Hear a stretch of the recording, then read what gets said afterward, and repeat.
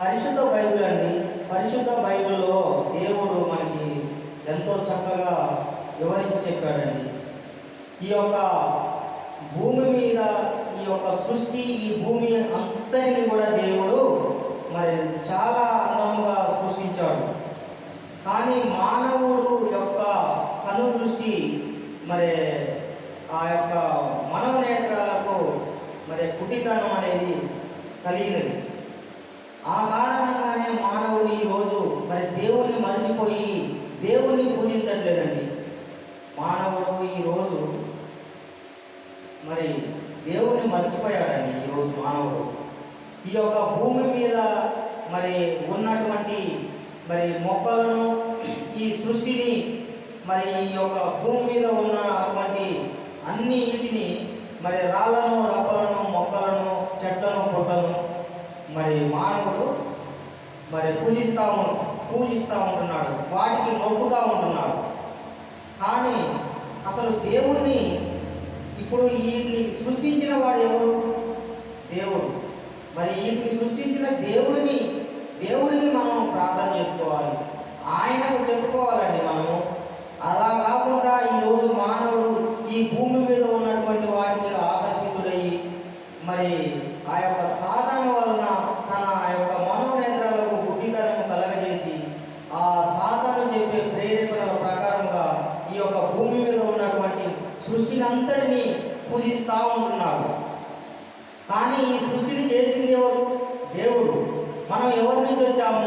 మనము ఆదాము నుండి, హవ్వల నుండి వచ్చాము. మరి ఆ ఆదాము, హవ్వల నుండి వచ్చినటువంటి వారం మరి మన దేవుడు చేసినటువంటి ఆయన ద్వారా మనం ఈ భూమి మీదకి వచ్చాము. ఆ విషయాన్ని మానవుడు ఈరోజు మరి మరిచిపోయి మరి ఆయనకు నచ్చినటువంటి విధానంలో మరి తను నిర్మించుకున్నటువంటి రూపంలో ఉన్న వాటికి మరి మానవుడు ఈరోజు పూజిస్తూ ఉంటున్నాడు. కానీ ఈ సృష్టిని సృష్టించింది ఎవరు? ఈ సృష్టిని ఎవరి ద్వారా వచ్చింది అనే విషయాన్ని మానవుడు లోతుగా మరి జ్ఞానము ఉపయోగించి ఆలోచన చేసుకునలేదు ఈరోజు. కావున మరి మనమందరం కూడా దేవుని బిడ్డలము, దేవుని పిల్లలము, దేవుని వారసులమై ఉన్నామని పరిశుద్ధ బైబిల్ గ్రంథం మనకి చక్కగా తెలియపరుస్తూ ఉంటుంది. కానీ మరి మనము ఇప్పుడు ఇక్కడ ఈ భూమి మీదకి వచ్చింది మనము ఓన్లీ ఒక టెంపరవరీగా వచ్చామండి. మనము కొంతకాలం ఇక్కడ ఉండి ఆ తర్వాత మనము తిరిగి తన రాజ్యానికి చేరాలని ప్రభువు మనల్ని ఈ భూమి మీదకి ఆయన పంపించాడు. మరి మనం ఏం చేస్తున్నాము? మనం ఇక్కడే ఏదో శాశ్వతంగా ఉంటాము అన్నట్లుగా మరి ఒకరి మీద ఒకరికి మనస్పర్ధలు వస్తూ మరి ఒకరిని మనం ప్రేమించలేకపోతూ ఉంటున్నాము ఈరోజు. కానీ మరి మనం అందరము ఐక్యంగా ఉండి ఒకరి పట్ల ఒకరు ప్రేమ కలిగి నడుచుకోవాలని ప్రభువు తెలియపరుస్తూ ఉంటున్నాడు. మనం ఈ భూమి మీదకి వచ్చింది కొంతకాలం టెంపరవరీగా ఉండి తర్వాత తన రాజ్యానికి పోవాలని మనం ఈ భూమి మీదకి మనలను దేవుడు పంపించాడు. కానీ మరి మానవుడు ఈరోజు దేవుడిని మర్చిపోయి ఈ యొక్క మరి సృష్టిని తయారు చేసినటువంటి దేవుడిని మర్చిపోయి ఈ యొక్క సృష్టిని పూజిస్తూ ఉంటున్నాడు. మరి దేవుడు ఒక్కడే, ఆ ఒక్కడు దేవుడు ఎవరు అనే విషయాన్ని ఈరోజు మానవుడు గ్రహించి తెలుసుకున్నట్లయితే మరి అందరికీ ప్రభు అయిన యేసుక్రీస్తు అందరికీ ప్రభు అనే వాక్యము మనకి స్పష్టంగా తెలియపరుస్తూ ఉంటుంది అండి. కావున మీరందరూ కూడా పరిశుద్ధ దేవుడిని తెలుసుకోవాలి. ఇది ఒక మతము కాదు, ఇది ఒక మార్గం అని మనకి బైబిల్ చక్కగా వివరిస్తూ ఉంటుంది. అంటే మనం ప్రతి మనిషి కూడా ఈరోజు మరి ఒక గుడ్డితనము కలిగి మరి ఒక చీకటి లోకంలో జీవిస్తూ ఉంటున్నాడు.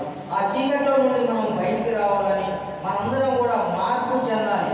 ప్రతి ఒక్కరికి ఈర్ష్య, ద్వేషం, మరి కలహం, మరి స్వార్థంతో కలిగిన మనస్తత్వాలు కలిగి మానవుడు ఈరోజు జీవిస్తూ ఉంటున్నాడు భూమి మీద.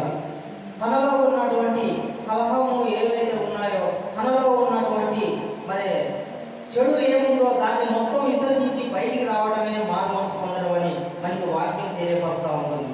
మంచి మనసు కలిగి మనము శరీరధారి అయి భూమి మీద ఉన్నప్పుడు మనలో ఉన్నటువంటి మరి చెడు ఆలోచనలన్నింటినీ కూడా బయటికి విసర్జించి మనము మరి ఆ ప్రభువు చెప్పిన మార్గంలో నడవాలని, మార్పు చెంది మారు మనసు పొందాలి. మనలో ఉన్న చెడు ఆలోచనలన్నిటిని కూడా తీసివేసి మనకి యథార్థమైన మనస్తత్వం, యథార్థమైన మనసు, మరి దేవుడు చెప్పినటువంటి వాక్యం ప్రకారముగా మనం ముందుకు వెళ్ళాలని ప్రభువు మనకి తెలియపరుస్తూ ఉంటున్నాడు. మరి మనం ఈ లోకంలో కొంతకాలమే ఉండే వాళ్ళం, కానీ ఈ కొంతకాలం కొరకు సంపాదించుకోవడము, మరి ధనము కూడగొట్టుకున్నా కూడా మరి నీ యొక్క ధనము ఎక్కడ ఉంటుందో నీ యొక్క హృదయం అక్కడే ఉంటుందని ప్రభు తెలియపరుస్తూ ఉంటున్నాడు.